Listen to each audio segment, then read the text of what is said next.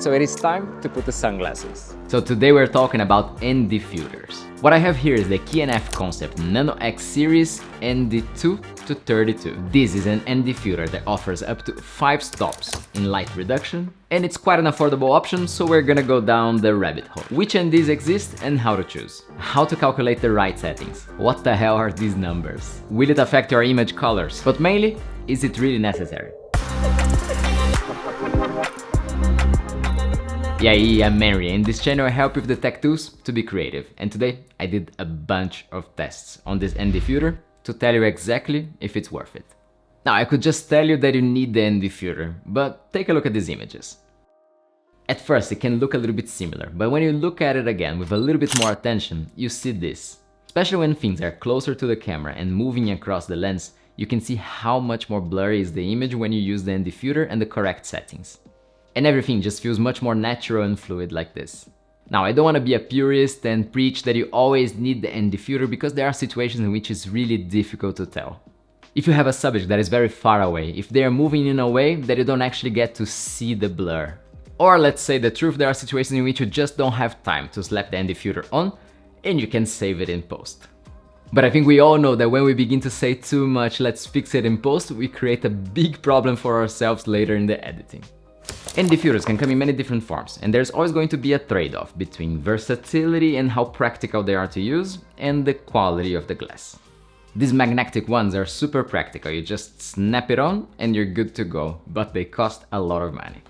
Another smart idea is to have them behind the lens, but then you have to adapt it to the lens you want to use it. Photographers usually like to use these square ones that go in front of the lens, which offer really good quality, and you can even get graduated ones, which are brighter on the top and darker on the bottom, for example. It's like doing a Lightroom linear filter, but directly in camera. But it's a pain to carry them. Some cameras like the FX6 or the ZV-1, for example, got an internal ND filter, which means that you can activate it electronically. Very practical. And finally are these, which are circular and they just go attached in front of the lens. The only thing you have to care about is the size of the thread, meaning the diameter of the filter, which has to match your lens. But even for that, there's a solution. So basically they work by reducing the amount of light that enters the camera. Each stop of light actually means having double or half the amount of light you had previously. And the cool thing about this filter is that just by spinning around, you have 5 different ND filters in only one. Super practical. But of course, all this versatility doesn't come for free. So here's the first test that I did still in the studio. I reduced the amount of light using the ND filter, going stop by stop, and corrected the exposure using the ISO. And as you can see, apart from the noise, not much difference. Except for these 2 shots here, which are the shots in which you realize how this thing is built. To make this possible, you have 2 different lenses in one. One that you can spin and the other one that is fixed. Meaning also that the polarization of these changes while you spin it. And this can be very hard to control. So if you get a fixed ND diffuser, you have one glass that is set to a certain density. Meaning a certain amount of stops that it's going to reduce in your exposure. You don't have to spin, you don't have to do anything, just slap it on the lens and that's it. Now, if it's too strong or not enough, you're gonna have to compensate with the settings on the camera, meaning that you can't simply use whatever you want on camera. You're gonna need a set of ND diffusers and slap on the one that is closest to what you need in that situation, which can be quite a burden. Now, if screens and reflections are not a problem, doing a test outside showing that the different gradations of the ND diffuser doesn't change much or not at all the image itself. It looks very good all across the board. But this is comparing when you already have the ND diffuser on and you're just spinning it around. But if you compare with and without the filter, then you can notice some differences. First, regarding color, you can see that with the filter you have a little bit of a yellow cast to the image. It's not too much and it's very easy to fix this just setting the white balance correctly before you shoot. But it's definitely something to keep in mind if you're mixing footage with and without the filter. Now, is this gonna be enough for you or do you need a more powerful ND diffuser? Now, a 5-stop filter is going to allow you to go down from 1/2000 of a second up until 1/50 or 1/60, which are usually the settings you would use to film. So if the brightness conditions are requiring you to have 1/2000, you're good to go. If you needed more, then you're stuck with the maximum on this filter. And if you're planning to do longer exposures during the day with this, you're definitely going to have to change also a little bit the aperture to be able to go down to seconds. So it really depends on what you want to do. There are 2 alternatives. If your requirements are mainly video, this might be enough. There are also the filters that go from 5 to 9, for example. So they could complement your kit with this one. Other possibility is having one variable ND filter that just covers everything. But the reality is that these ones are not usable at all at the extremes. And because you have two glasses spinning around each other, there's a point in which they just create this huge vignetting that is impossible to use the image. The strength of the filter you need is also going to be impacted by which kind of picture profile you're using on the camera. If you're doing standard profile, you have a little bit less margin than if you're shooting HLG or S-Log, for example, in which you got a little bit more dynamic range, meaning that you don't need to darken the image that much to be able to still have a good shot. When shooting images, especially if you're doing it in RAW, some cameras can be very forgiving in the recovery of the highlights. So you could even expose it to the right, meaning overexpose it just a tiny bit to save the shadows. And in this case, maybe this would be enough for you. Now for this test, let's take a look at DaVinci and the color page to be able to see how different these ones are regarding color distribution. And as you can see, it does change a little bit, but it's not significant at all. Instead, if you compare it with and without filter, this is what you see.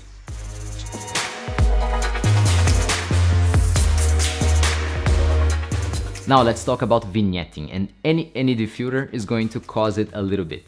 But mainly it's gonna happen if you use wider angle lenses and if you go to the extremes of the ND filter. But I was very surprised and happy with the results on this one. Now regarding the build quality of these, I was very pleased. It looks very solid and it's a very fluid motion between both of the lenses. There's an arrow to indicate where you're stopping with it, and this balls gradation to tell you at which point you are. Now one thing that I noticed is that the balls in theory should represent ND4, 8, 16 and 32, but they're not very precise. While compensating the exposure with the shutter, I noticed that sometimes I would have to pass a little bit the ball on the marker here to be able to reach those exact 3 stops in the shutter, which would mean actually 1 full stop. So since it's fluid and you can adjust it to exactly which point you want, it's not a big problem, but it's just something to have in mind, because if you want to memorize a setting, meaning let's use it on ND8 and these exact settings on the camera, maybe it's not gonna be exactly on the marker. Now a quick hack that I notice a lot of people don't put in practice, which is stacking up filters. These filters got the mount on the side to screw on the lens, but they have the same one on the other side, meaning that you can get another filter and just screw on top. It could be another ND filter, but it makes more sense to mix it with other kinds of filters that give some special effect, like for example mist filters or maybe a circular polarizer. So you can reduce the light and also add a special effect according to your taste. And also in some cases, like for example when adding a circular polarizer to this, you're also going to reduce the light a little bit more, meaning that you're actually adding effect and extending a little bit the range of the ND filter. Now a budgeting hack for it. These already have a very accessible price, but if you were to buy one of these for each thread size, meaning for each lens you got that have a different diameter, you would have to spend quite a lot. So one strategy you can apply is just to buy the biggest one for the biggest lens you have, and then use step-up rings to adapt it to smaller lenses. In this case, for example, I bought this 67mm for the 2875 Tamron, and I'm using 3 step-up rings to adapt it to the 55mm thread of the Sony 35 1.8. And before you think adapting is usually not a very good idea, this is the totally opposite case. These filters are usually sharper exactly in the middle. So this means that if you're using a bigger one on a smaller lens, you're gonna be using more of the sharper area in the center, which is a benefit for you. First time that saving some money actually works better. So what you're seeing right now is a 2.8 lens, and without the filter it would be impossible to film it like this. So what I want to try is change it to the 35 1.8, meaning an even wider aperture, and see if with the ND filter we can still manage. So, how does it look? To film it at 150 and 1.8 would be impossible without the filter. Wanna see?